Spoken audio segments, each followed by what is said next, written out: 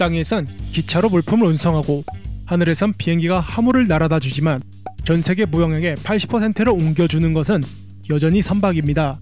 과거에는 대서양을 통해 폭풍이 자주 몰아치는 아프리카 희망복을 지나 아시아와 무역을 하곤 했습니다. 하지만 지중해와 홍해 사이 북아프리카와 서아시아를 나누는 수에즈 운하가 만들어지게 되죠. 이 운하를 이용하면 대서양 무역과 달리 열흘이나 향해를 단축할 수 있었죠. 기름값을 포함한 물자, 시간, 자원을 아낄 수 있기 때문에 전 세계 해상 무역의 약 12%가 이곳을 지나가곤 합니다. 그런데 현재 이집트에 위치한 수에즈 운하의 소유권을 두고 전쟁이 일어났다면 믿으시겠습니까? 현재 이집트가 운영하는 수에즈 운하는 과거의 주인이 달랐습니다. 이집트와 프랑스의 협의로 수에즈 운하 회사가 설립되었고 이 회사가 수에즈 운하를 만들기로 하였죠. 그렇게 1859년 수에즈 운하의 공사가 시작됩니다. 수많은 인력이 투입되고 자본이 들어간 끝에 10년의 세월이 흘러서야 완성되죠. 하지만 문제가 있었으니 과도한 공사 비용과 저조한 수익으로 인해 이집트가 빚더미에 앉게 된 것입니다. 그리고 그만 수에즈 운하의 채권을 판매하게 되죠. 수에즈 운하에 눈독을 들이고 있었던 프랑스의 양숙, 영국은 채권을 사들이기 시작했고 결국 회사 지분의 44%를 차지하게 됩니다. 여전히 나머지 대부분의 지분은 프랑스가 가지고 있었지만 영국은 프랑스와 나란히 수에즈 운하의 대주주가 된 것이죠. 아이러니하게도 이집트에 위치한 수에즈 운하를 프랑스와 영국이 관리하게 된 것입니다. 이후로 수에즈 운하를 통해 가장 큰 이득을 본 나라는 영국이었습니다. 동남아시아와 아시아에 일어나는 분쟁들을 빠르게 처리하기 위해 사용하는 한편 적대적인 유럽 국가들의 통과를 막고 먼 대서양의 길로 보내버리기도 하였죠. 점차 수에즈 운하가 없는 대영 제국은 상상하기 힘들게 되었습니다. 시간이 흘러 중동에선 영국이 잔뜩 개입하고 있었습니다. 오스만 제국으로부터 독립시킨 이집트에도 보호라는 이유로 군대를 배치하고 있었죠.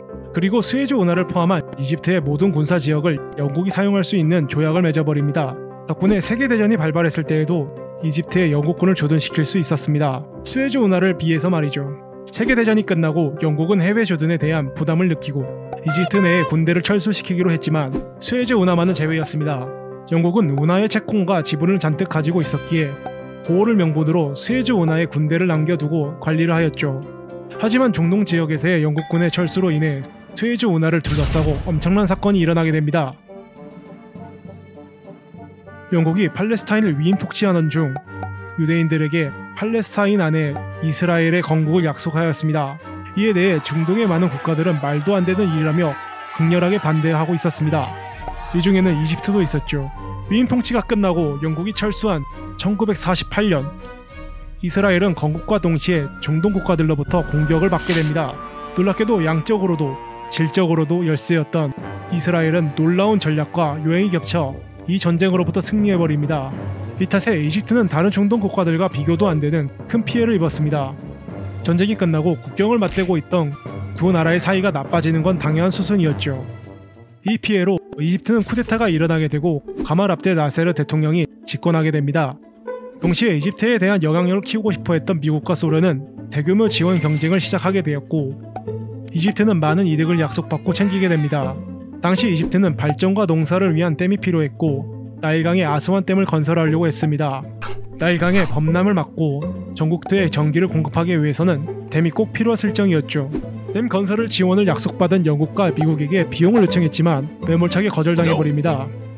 아스완 댐을 건설해야 되는 이집트의 입장에서는 돈이 필요했기에 결국 수에즈 운하로부터 들어오는 수입을 이용하기로 결정합니다. 수에즈 운하를 국유화해버린 것이죠. 당연하게도 국유화로 인해 수에즈 운하의 채권과 이득을 몽땅 날려버릴 수 있기에 봉착한 영국과 프랑스는 크게 분노했습니다. 화가 난 프랑스와 영국은 이집트의 적대적이었던 옆나라 이스라엘과 함께 영국, 프랑스, 이스라엘 연합을 비밀리에 결성한 뒤 미국의 만류에도 불구하고 이집트에 맞서기로 합니다. 당시 이집트가 소련으로부터 받은 막대한 지원과 최신식 무기로 보장해 강력한 구사력을 가지고 있었지만 말이죠. 결국 1956년 영푸이 연합은 이집트에게 선전포고를 하고 수에즈 운하를 둘러싼 2차 종전전쟁을 일으킵니다. 수에즈 운하를 차지하기 위해 시작한 이 전쟁의 양상은 매우 신속하고 파괴적이었습니다.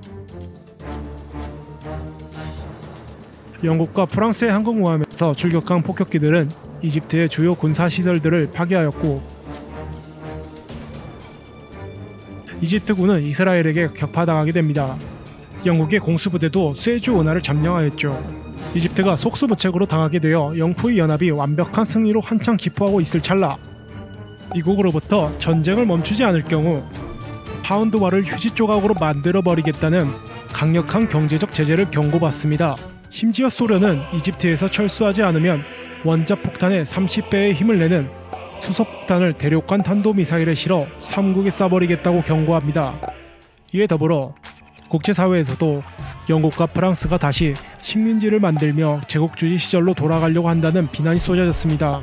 계속되는 국제사회의 압박과 유엔의 철군 요구 탓에 삼국은 곤란한 입장에 놓여버렸고 결국 막대한 전쟁 비용과 국제적 막신을 뒤로하고 철수를 결정하게 됩니다. 이로 인해 이집트는 125대의 전차, 215대의 항공기, 민간이 포함 1만 명의 사상자가 났습니다.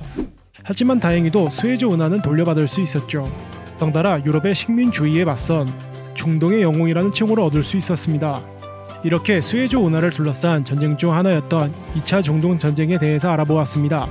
이후에도 3차, 4차 중동 전쟁을 거쳐서야 스웨즈 운하는 완전히 이집트의 소유가 되지요. 오늘날에도 막대한 물동량을 책임지며 이집트에게 쏠쏠한 이득을 챙겨주는 스웨즈 운하. 한번 지날 때에는 3억 원씩 내야지만 이곳을 쓰는 데에는 다 이유가 있던 것입니다. 이러한 스웨즈 운하가 혹시나 막힌다면 분쟁이 터지는 일은 있으면 안 되겠죠. 그러면 오늘의 A군의 세계사 스웨즈 운하를 둘러싼 정전편이었습니다.